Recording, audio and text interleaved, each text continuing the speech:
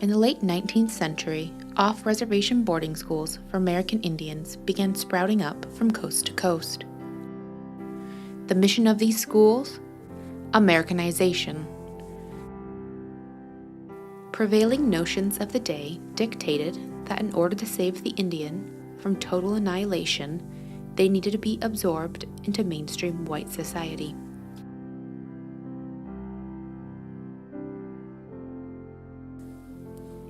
Captain Richard Henry Pratt, founder of the Carlisle Indian Industrial School, echoed these sentiments.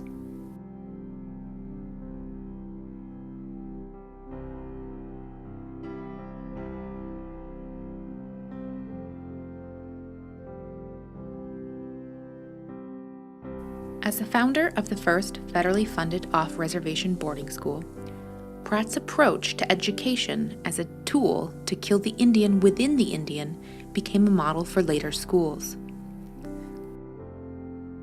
Carlisle's mission was to ensure that students from varying tribes all across the continent were given the vocational and cultural training that would allow them to be successful off the reservations they had been forced onto.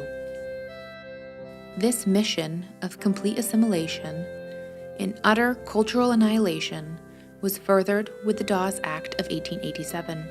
The Dawes Act essentially broke up reservations into individual landholdings.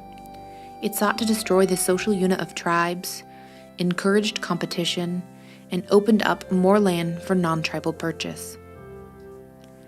The Dawes Act promoted the idea that off-reservation schools would provide the best opportunity for Indians to adopt American culture and assimilate into white society. Through the agencies of the government, they are being rapidly brought from their state of comparative savagery and barbarism to one of civilization. Students who attended these boarding schools, either by force or on their own volition, were made to cut their hair, forget their language, abandon their culture, and in all ways encouraged to lose every shred of what made up their Indian identity.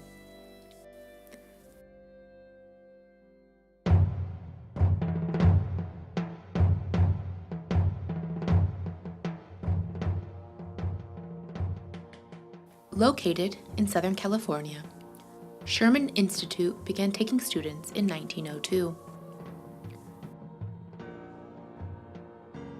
Students who attended Sherman came from tribes all across the nation. From September to June, their lives at Sherman focused entirely on work. Although policies and conditions varied, most boarding schools operated on half-day schedules. 4 hours a day, students practiced reading, writing, and arithmetic. The other 4 hours were dedicated to vocational training. That is, children ranging from 9 to 19 spent half their day working in kitchens, fields, shops, and laundries. Boarding schools like Sherman used student labor to further the interest of local business owners. Rather than learning skilled trades, students were more often used to work fields and to harvest crops.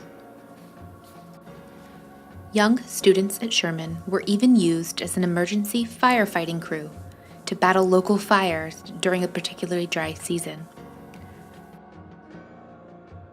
At Sherman, students also participated in the outing program. The outing program immersed Indian students into white homes during the weekends.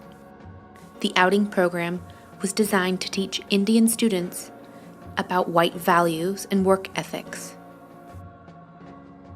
The intense focus on work, the alienation, and the complete disregard of culture incited many students to run away from the boarding schools that sought to shape them. Runaway students were such a rampant problem that in a few cases, fire escapes were locked to deter students from leaving the boarding schools. Students reported being overworked, mistreated, and denied rights to visit their families.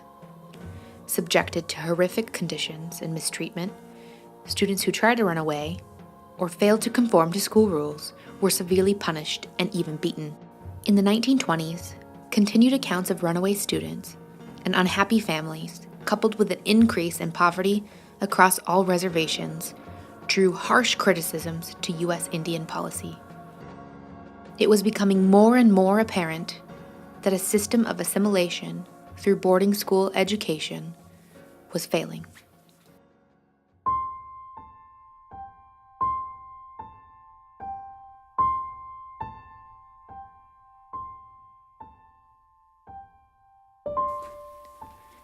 In 1926, the Department of the Interior contracted independent investigators to report on the conditions across Indian communities. The findings of this investigation, known as the Merriam Report, illustrate the harsh realities of Indian life in the early 20th century. While the 872-page report touches on a variety of topics from Indian health, economic conditions on reservations, and family life, it is especially critical of education. Investigators found that schools operated on minute budgets that often left little room for appropriate services such as student meals, transportation, let alone well-trained teachers. The Merriam Report stated that from the view of education, the Indian service was literally a starved service. In addition to limited budgets, boarding schools were cited as being unacceptably inadequate and destructive to Native peoples. Among the recommendations for education, it was stressed that Indian education needed to focus on the whole community, involve the family, and completely break out of the boarding school mold.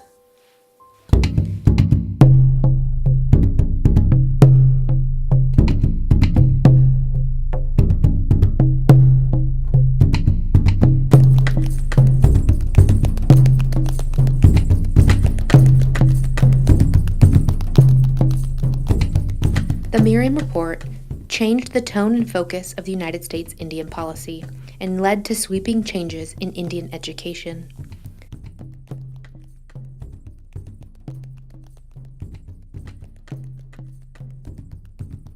The attention garnered from the report led to a reassessment of federal Indian policy, culminating with the 1933 appointment of John Collier as Commissioner of Indian Affairs. Collier and colleagues instituted a series of reforms, including the Indian Reorganization Act of 1934. The Indian Reorganization Act, also referred to as the Indian New Deal, aimed at reversing the unwanted effects of boarding schools and allotment. Rather than obsessing over assimilation, federal policy began to stress tribal autonomy, religious freedom, and educational reform. The Indian New Deal promised to return power over Indian education back to the states and to tribes. It encouraged states to allow tribes to oversee their own educational affairs while reconfirming federal commitment to providing financial assistance for Indian educational services. At least outwardly, it looked like there was change on the horizon.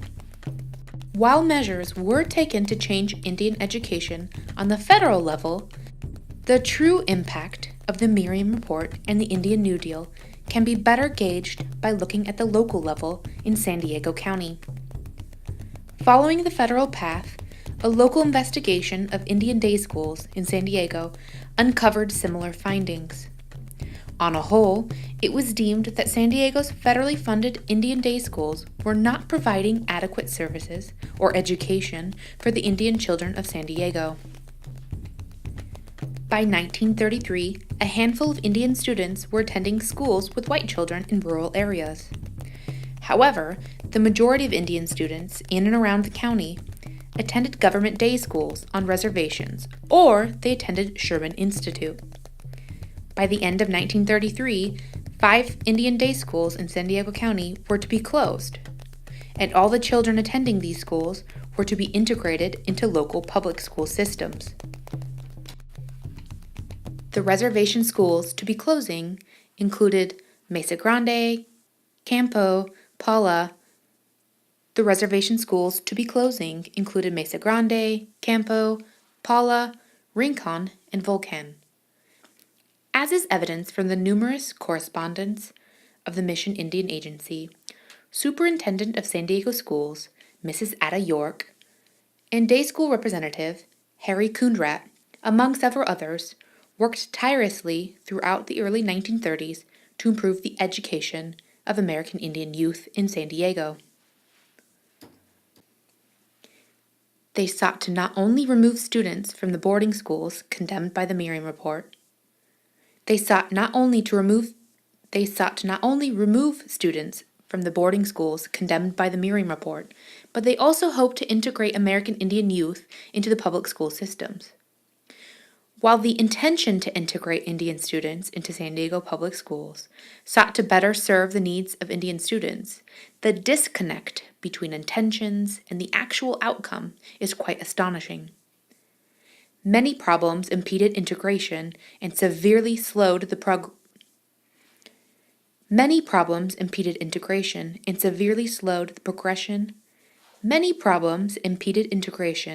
and severely slowed the progression towards an education as described by the Indian New Deal.